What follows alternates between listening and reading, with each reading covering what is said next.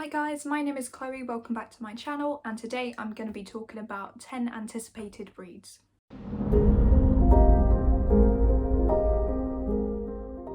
So these are the books that I'm most intrigued by at the minute, and if I didn't have book clubs or read-alongs or anything going on, these are the books that I would pick up.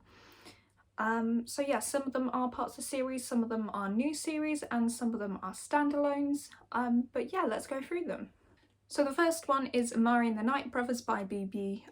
Alston. This one I have owned for quite a while now because I picked it up almost as soon as it came out.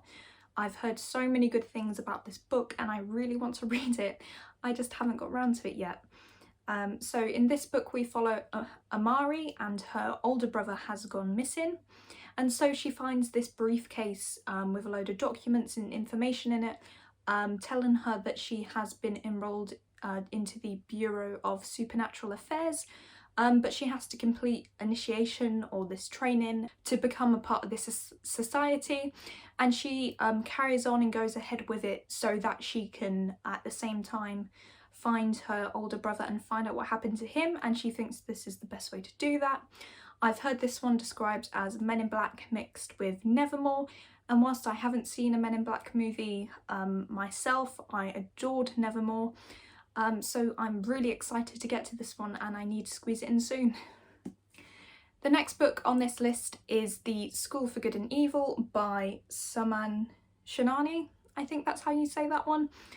This one I saw on Vardner Silverscribe's YouTube channel. I'll put a link in the description down below.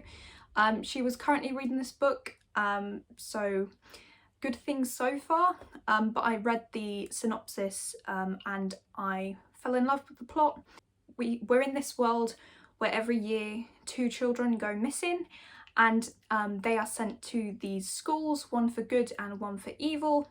And in this book we follow Sophie and Agatha. Sophie is your standard kind of princessy character, blonde hair, pink dresses, and then we've got Agatha, who's laid back and all in black and doesn't really want to do this at all. But yeah, so we assume that Sophie's going to go to this school for good and Agatha to the school for evil, but that's not how it works out, and the story goes from there with them being enrolled into the opposite schools.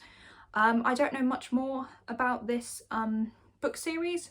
I just fell in love with that, and it also kind of reminded me of the Disney Descendants movies, which I really love, and I have quite a soft spot for those movies, so I really hope I love this one. Next is a book that I don't currently own yet, but I've got on pre-order and will probably be reading as soon as it comes out, and that is Until the End by Derek Landy. This is book 15 in the Skullduggery Pleasant series, and unfortunately probably the last ever book in the series. I say that because when I was initially reading these years and years ago, the book series ended at book 9, and then a few years later he came out with almost series 2, and it was incredible, but I think this will be the end. So I can't tell you anything about this book, but in the Skullduggery Pleasant series we follow Valkyrie Kane and Skullduggery Pleasant as they battle villains and save the world. This is an urban fantasy that starts out as a middle grade, but as we get into books 4 or 5 it becomes a lot darker and definitely more YA. In this series, so in the second series of books, we also follow Omen, who is currently at school to learn how to use his magic powers and to choose what discipline he wants to take when he graduates from the school. And yeah, it's a really good series. It's one of my absolute favourites. Derek Landy's writing is amazing. It's always really humorous, but also equally dark and devastating in places, and I adore them, and I will be reading this one as soon as it arrives on my doorstep. Next, I've got The Inheritance Games by Jennifer Lynn Barnes. This is a young adult thriller book. I don't know too much about this one, I've just heard amazing things. I think we follow a main character and she inherits a house from this billionaire. I think she's related to him in some way, maybe a uncle or a grandfather. and so she goes to claim this house, but it turns out it's not as easy as that, and she needs to complete a series of tasks and riddles and stuff like that to get this inheritance. But that's not it. There are also these 4 other, I think her cousins, who also want the inheritance, and they assumed they were going to get it, so there's going to be some drama going on, and it's also a series, so if I enjoy this one then I will be picking up book 2. The next book that I want to get to is The Prison Healer by Lynette Noni. This one was a Fairy Loot book for me, so it came in the Fairy Loot box and it has these gorgeous sprayed edges. I didn't know too much about this one and I wasn't really excited for it, and then a few months after it came in the box I've just heard nothing but good things about The Prison Healer. So in this book we follow Kiva, who is in a death prison or something like that. She's been imprisoned, and she's in this world, and the rebel queen is also imprisoned, and then she's tasked with the job of looking after her, making sure she's not going to die, and also making sure that she's healthy enough to undertake the trial by ordeal, or I think it is. But yeah, it turns out that the rebel queen is not up for competing in this trial, so our main character volunteers to take her place, and so she has to undergo a series of trials. I love books with trials or games in, so I'm intrigued by that. And I think there's some kind of romance eventually, so that should be good. But yeah, I've only heard good things, and it would be nice to tick another Fairy Loot book off my list because they are really building up. Next we've got an ebook that I own, and that is In Deeper Waters by F.T. Lukens. This one is a queer pirate book basically, and I saw it described as a gentleman's guide to vice and virtue mixed with Pirates of the Caribbean. I really liked the Gentleman's Book, and I've currently been rewatching some of the Pirates of the Caribbean movies recently, and I love pirates, so I really want to get to this book. We follow our main character who's going on their tour of the world, so it's kind of historical fiction as well. So he's come of age and he's going to go on this tour on a ship, and there's a stowaway, and then they have this these 2 guys have this bond on board, and then until the main character is captured, and yeah, he has to kind of rely on this stranger that he met on his tour to come and save him. That's probably not the best synopsis of it because I've forgotten everyone's names, but it's queer and there's pirates, so why not? The next book I want to get to as soon as possible is Gallant by V. Schwab. I picked this one up mainly for the author. I've adored every book that I've read by V. Schwab before, but mainly because this book was described as The Secret Garden mixed with Crimson Peak. And whilst I have never read A Secret Garden before, I absolutely adored the Crimson Peak movie, and not just because Tom Hiddleston was in it, even though he was amazing. I really loved the creepy, dark Victorian atmosphere, and the ghosts were incredible. And if that one can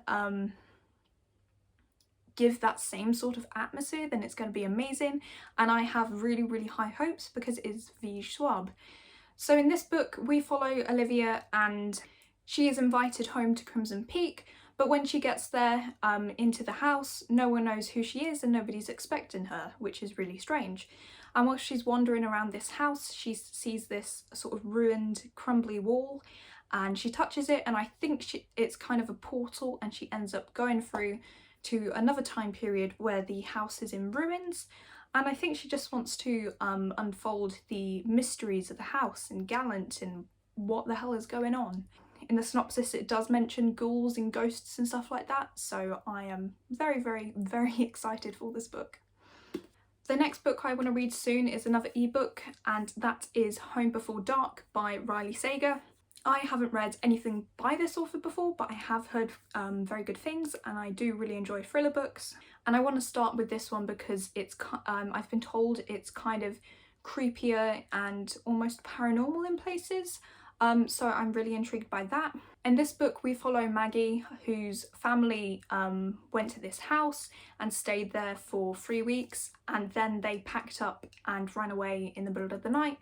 and never went back.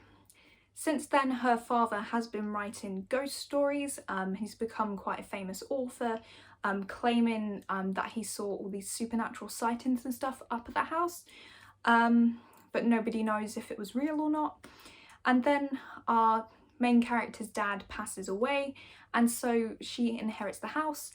And when she goes there to renovate it, to sell it on, she sees some weird things, I think, and things start to happen. But yeah, I think as she then decides that she wants to unfold the mystery behind what went on in that night and why they left, and why her dad wrote ghost stories about this place. And yeah, I don't know if it is ghosts or if it's not ghosts, so I'm really curious to find out. The next book I want to read soon is The Witcher by Andrzej Sapkowski. Andrzej Sapkowski. I'm gonna go with that. I know he's a Polish author, so this has been translated. I didn't know too much about this book. Obviously, I've seen The Witcher. I've seen season 1 and loved it, and so I bought this one then and just have never got to it since, because I had other things to do. But then I watched a video by Mel over at Mel Reads, where she read some of Henry Cavill's favourite books, which is the actor who plays the Witcher in the show. And she read this one, and her reaction to it just made me want to read it even more. I knew it was a collection of short stories that inspired the first season of the show, but I didn't know they were kind of fairy tale retellings, and that really intrigued me. So yeah, we follow Geralt of Rivia, and he slays beasts and fight monsters and stuff. That's kind of what the synopsis gives you, but there's also this really lovely quote on the Goodreads synopsis, which I will just read out now. But not everything monstrous looking is evil, and not everything fair is good, and in every fairy tale there is a grain of truth. So yeah, I'm just even more intrigued by this book, especially since I love The Witcher, I love fairy tales. That's intrigued me so much more, like I've already said, and it is quite short, and since it's short stories, I just really want to get through this one soon. But maybe I should wait because I don't own the other books, and I might want to jump straight in, or maybe I'll just binge season 2 of The Witcher and finish that off at the same time. But yeah, excited to get to this one. And the last book that I want to get to soon is the Atlas 6 by Olivia Blake. This one's very hyped at the minute. It was initially an indie book that has been taken up and now is traditionally published. This is the Waterstones edition that I've got. This one is a Dark Academia, and I picked it up mainly for that and mainly for the hype, because every Dark Academia I've read in the past I've really enjoyed, Ninth House being the one that comes to the top of my head, although I have started Vicious, and that one's amazing so far as well. But in this book we follow the Alexandrian Society, and we follow these group of students. There's 6 of them, and they want to enroll in the society. Only 5 of them will be given a place, so they know from the start that one of them's not going to make it. All of these students seem to come from different backgrounds, so I think they've studied different things in the past, which should make for some great interactions on the page, because I know from experience, if you study something, I've been to university, and then you talk to other people in another department, it can be, when you're talking about your experiences and stuff, it's completely different and you have a laugh and stuff like that. But yeah, mainly got this one for the hype, but then when I went on and looked at it on Goodreads, I also realised it had the LGBT tag, which I had no idea this was an LGBT book, and a few people in the reviews on Goodreads have gone crazy about the characters just falling all for each other and stuff, so I don't know what that's about, but I'm so intrigued to find out and get to this one soon. So that's 10 of my most anticipated reads that I want to get to as soon as possible. Let me know down below if you've read any of these, just because I don't really need any extra excuses to pick these books up, but that little push will help me out. But that's it for now, guys, and I'll see you in the next one.